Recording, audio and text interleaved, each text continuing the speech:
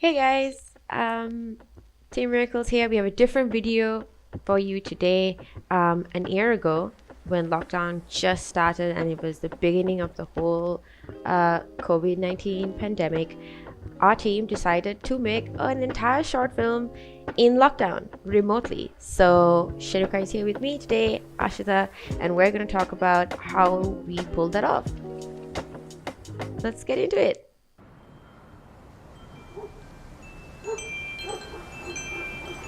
I've lost all ambition for worldly things. I just wanna be the one you love. I've lost all ambition for worldly. So yeah, how we picked our story basically was we all had a day to pitch, to come up with and then pitch ideas to each other. Maybe a day is not the most ideal amount of time to take to come up with a story Not to for our a future film selves. you're going to come up with for a film that you're going to spend months working on. But that's what we had and that's what we used. So we had a bunch of ideas and then we voted on our ideas and decided to and we ended up picking this particular story, which happened to be the idea I came up with, which is a girl having hair trouble in the middle of lockdown because you can't visit salons and stuff. So she takes matters into her own hands. Quite literally. Quite literally, yes. Also, we were going to attempt a kind of maybe extreme timeline for making a nice, short film. We were going to try and do it within a month, which Yep. obviously ended up not really happening. It's not how it went. And that kind of Yeah, takes it us was into not. expectations because Yeah, we kind of had the expectation that we would do it in these really tight deadlines. So it was like a week for pre-production, a week for people to get the models and rigs ready for a Hydra. I don't know how we came up with these deadlines, but we were really convinced that we were going to get it done in a week. And we also had these expectations of quality, I guess, for the animation. We kind of wanted it to turn out like a student film, like that kind of polish, like as if we were going to pitch it for some kind of indie award. That's the kind of expectation we had for a 1 month project. It was a team of around 7 people, but it was still pretty high for a team that has never worked before in a pipeline because we are all individual creators. I think it was a bit of a tall ask, a tall order, but those are the expectations we started with. And then we had to account for how remote we were. We just had to assume the other person was doing the work that we told them to do in the way that we told them to do it, and then just get on calls all the time. also we use Slack to share our things with each other, our progress. So I feel like that was really useful. And also by the end of it, we have this long backlog of like months of stuff, months of files and like discussions on Slack of all of our progress and ideas. Also, this is something I should have said before. Ashwitha, so I'm just going to say it now. Yeah. So our film was called Hairmageddon, and if you haven't seen it yet, you can check it out on our channel. Yeah, I can't believe you forgot to plug that in. So the format we came up with for making our pictures was to have this action graph of how the action in the story would progress, and we had to put these little red callouts that would basically say what happens in that particular story beat. And the idea was to have like the highest point of conflict at the highest point of the arc, and then have a resolution where we go back down to I don't know how to describe. It's sort of a satisfying ending. Yeah, back down into a satisfying ending. I started out with having like just the main story beats. She's asleep. She wakes up. She realizes that her hair is a total mess, and she needs to do something about it. She does something about it. She's satisfied, but oops, there's a little catch at the end. And then I put in a few more details, like what she does exactly. She steps out of bed, she walks to the bathroom, she picks up a pair of scissors, more detailed actions like that. And then what we did was we added in all of this other stuff that you see on the screen right now, which are like little notes on things like what the animation is going to look like, ideas for audio, little information about like how the viewer should be feeling at that point, or what the setting could look like, and basically little notes of what we felt was essential to get the story across. We also hunted down a bunch of images that communicated the right feeling that we wanted for that point in the story. The scene where Anna wakes up in the morning in Frozen, where her hair is completely crazy. So that was a good reference for the mood of what our girl waking up could also be. It's kind of nice also with this layout that we have in Miro. This is not usually, I think, how majority teams would store a lot of this information. I feel like having them in actual saved documents would be the best, but this was the most easiest for us to all collaborate, which is why we have quite almost everything in one place from this production, which made it very fun because we could go back and see all these revisions in like real time, seeing how all of that works. So this is, I think, all 4 of the storyboard revisions that we did, and you can see how they get longer and or shorter as time goes. And all the little patchworks here are the note system that we created because we didn't have a proper storyboard layout where, you know, Shenuka could put all the direction in words, I think. So a lot of the camera direction and stuff, we had this little directory here that we would use. But yeah, one thing we should note also though is that even though we had like this huge elaborate fight scene, Shenuka, that you did and boarded, that was not at all what ended up happening. And I think that is a slight lesson to take away from here if you are going to storyboard something, and if you do have a large team working on something, and if you do manage to have a creative director whose vision is being upheld throughout the entire project, it'll be best to stick to that director's vision by kind of doing the things that you have already agreed to do if you have finalized a storyboard. So with references, we kind of just let everybody pitch whatever their initial idea for the project was. And this is kind of what it looked like. It was a bit of a mess. It was a bit difficult for us to refine character design ideas, background ideas, and everybody had a slightly different tone and like complexity in mind when they were imagining these things.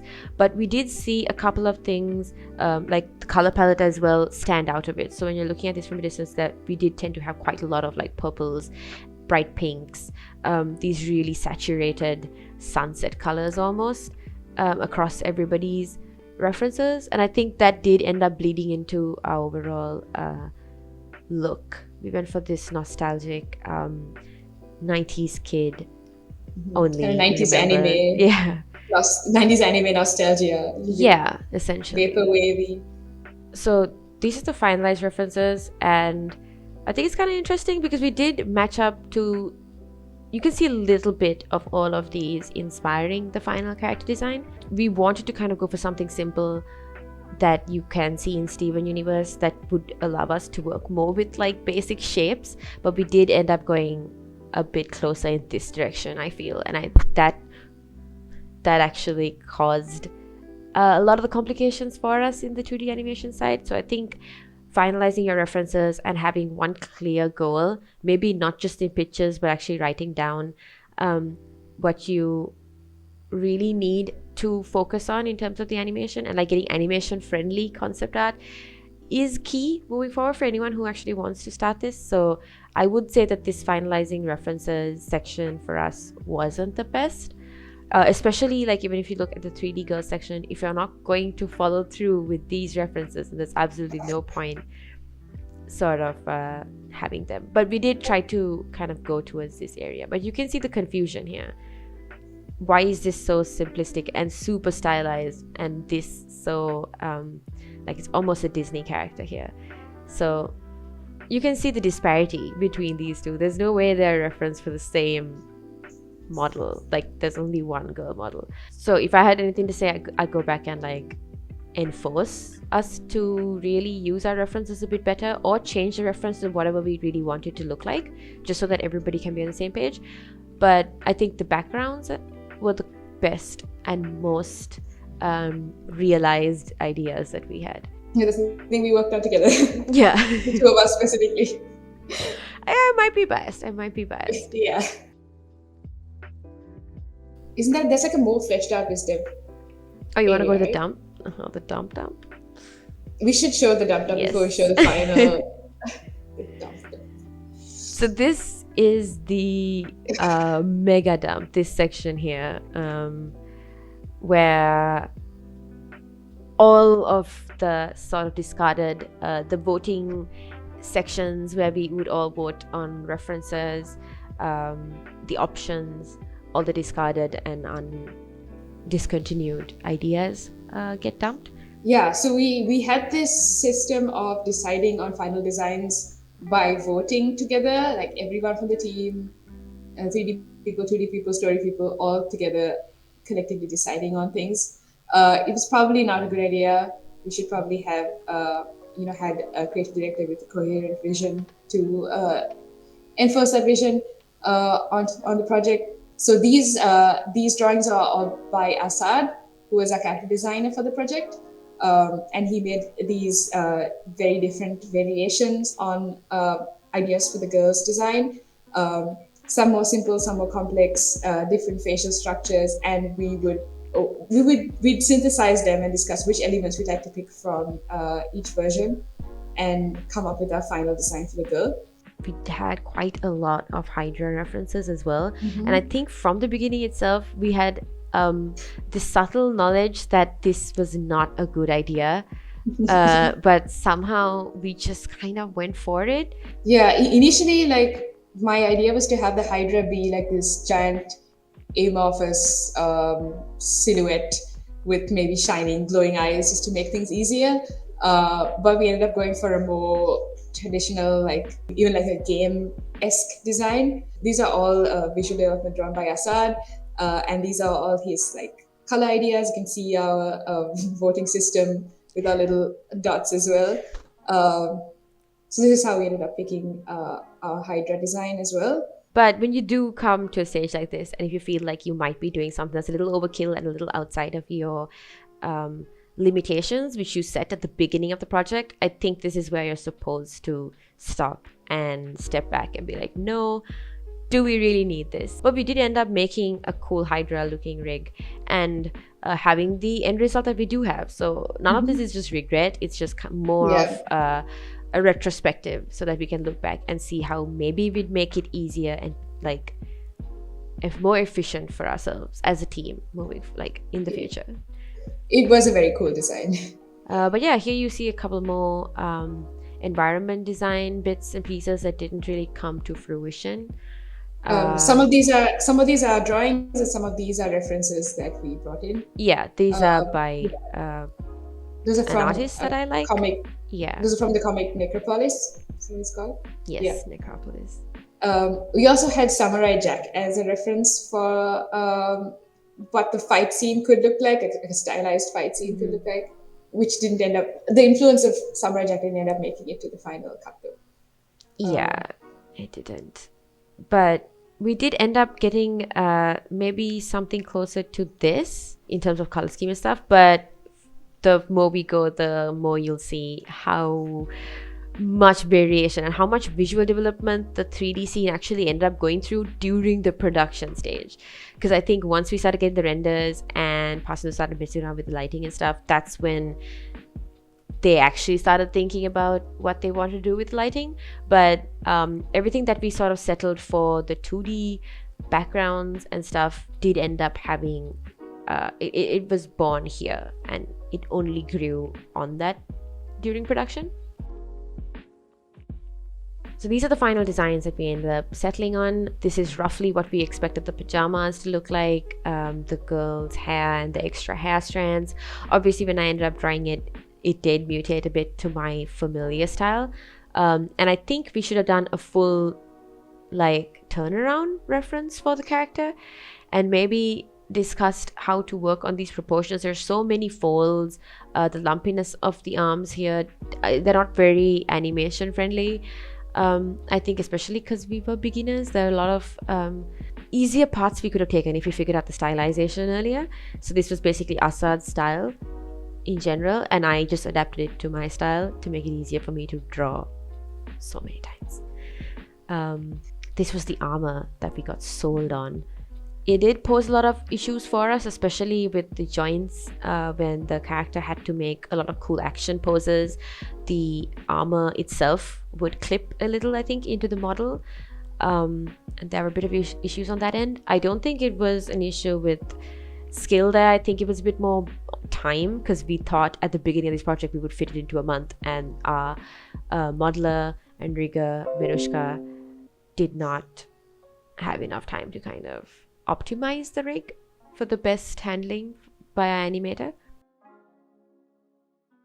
The basic pipeline was Ashwitha had done these brilliant color keys, capturing the atmosphere and the general composition of each of these shots. And then I started out by bringing them into Photoshop. And then since we were working remotely, I'd send my progress as I was doing it. So I'd send the line art to the Slack channel. Then I did this thing where I split it into foreground and background, and like did a kind of value map of what the scene would look like, and then send that as well. And then finally flat colors and shading. Oh, also for that first shot, we decided to add a little bit more animation to it after I had already painted the background. So I ended up I had erased bits of it and redraw bits of it. So I suggest that when you're doing your backgrounds, make sure you have your layers nicely divided and have things named so that you can go in easily and make changes when you have to, because you might have to, or you will have to at some point. Yeah. So yeah, the background process went pretty smoothly. It actually stayed according to timeline, and I think we finished it in a week, which was nice. It was a feat. You can also see like how this evolved, I guess, even during this stage, because the block itself, the color block for this background, we didn't really like. We thought it was a little empty, and Pasindu, who was the driving force behind majority of these tiny little details, he was the one who forced us to zoom out of this a little and to even start adding animation here. These are his notes, and Shenuka and I would be in a corner getting really annoyed because we would have to redo all this stuff. But in the end, yeah, you just came up with the radiator and the dresser and all this stuff. And I think it just livened up the scene. So there's a lot of stuff that everybody contributed in and did help grow the project. So having people's input is not necessarily a terrible thing. It's just when you're making final decisions, or if you need to make sure that the main core vision of the story is moving forward, that's when you would have someone, like one person, take a decision. But in the grander scheme of things, I think all the feedback we got was actually quite helpful for the backgrounds. You ended up doing something really cool with this background as well, right? So basically, I kind of did a parallax thing with them in Blender. So yeah, we got a video on that if you want to check it out. The card will be here somewhere. Hopefully it's above my head. Here's a bit of the model progress that Venushka was working on. We had a rough time trying to figure out her skin tone and match it to the color that we had in the 2D animation, but also when it got obscured with whatever the lighting that was there in the scene, we just kind of had to figure out that gap there. And this is where the visual development for the 3D scene actually technically starts, with Pasindu getting the rigs and then messing around in Blender. So he began with all these like really smeary, painterly, almost colorful backgrounds with the actual environments that Kiran made for him, I think. And then it just kept evolving or devolving, I don't know, changing a lot. This is, I think, closest to what the final look was, right, for the project? Oh no, it's not. This is the line art, the line art ended up going. We ended up removing the cell shader that we had and going for this clean look. There were a couple of issues.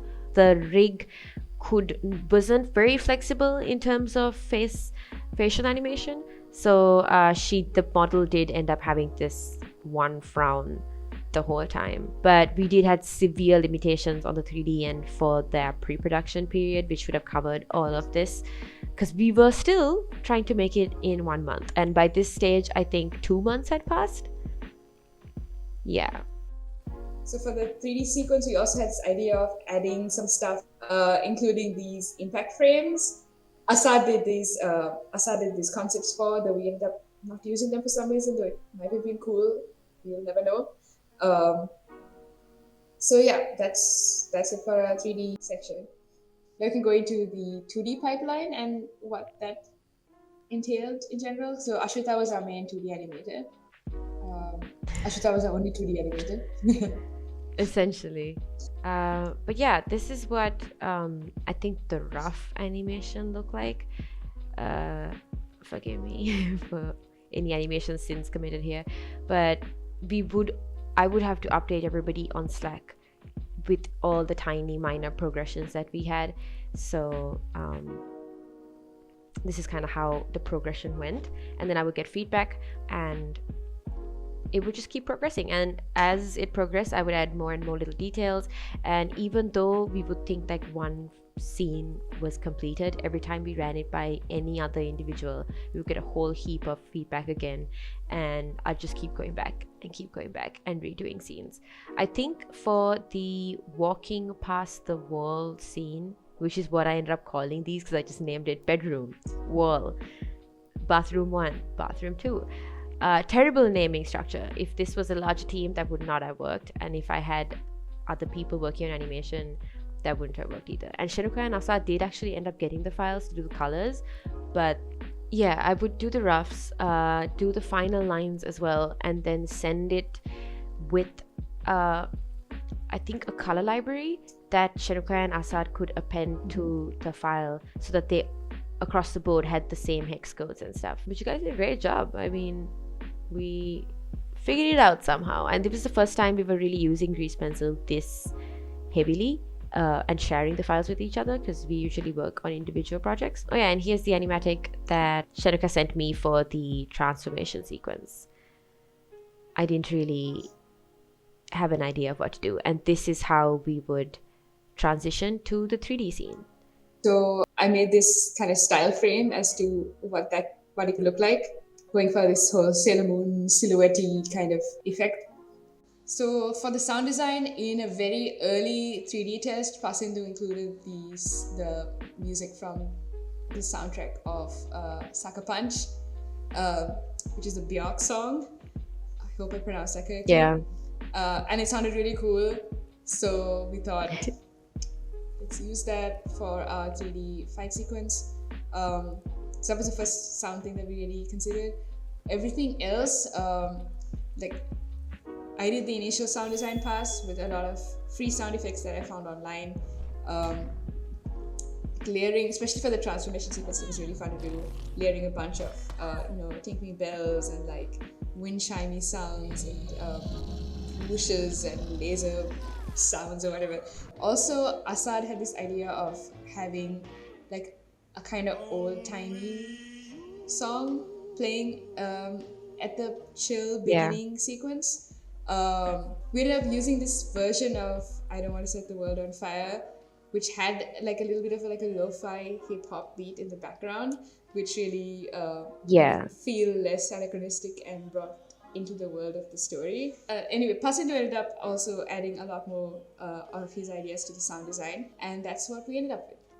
Okay, final thoughts. I think in general, even though we had this idea that everything was going to be a roadblock, there are a couple of things that we ended up doing pretty strongly. I suppose the thing that we kept harping on about would be having this primary director figure, just anybody who can keep the main vision of the film in mind for the betterment of the project as a whole. And Shenuka, you also mentioned like keeping a Gantt chart. Yeah, we ended up taking a lot more time than we initially thought or we should be planning on. So it would have been nice to know how much time each part of the project actually ended up taking. So a Gantt chart is where you record how many days each part of the project ended up actually taking. I personally am quite proud of this project. It's like the first team film that I've been a part of and that I've done this much for, and it's great. Yeah. All right. See you guys with the next video. No. Uh-huh. Thanks for watching. See you guys with the next video. This video was sponsored by Sketchfab. Sketchfab is a super cool site with a huge library of 3D models and assets accessible for everyone. And not just that, it allows you to upload, buy, and sell all kinds of 3D assets super easily. So don't forget to check out Sketchfab for all your 3D model needs with our link down in the description. Thank you! Hey, this is our new outro. Special thanks to all our patrons who made this video possible. Thank you to everyone who supported, and if you too want to support us, please consider joining our Patreon. If not, we have our Discord also in the description that you can join for free completely and be part of our amazing community. So thank you guys for watching this video and making it to the end. See you guys next time.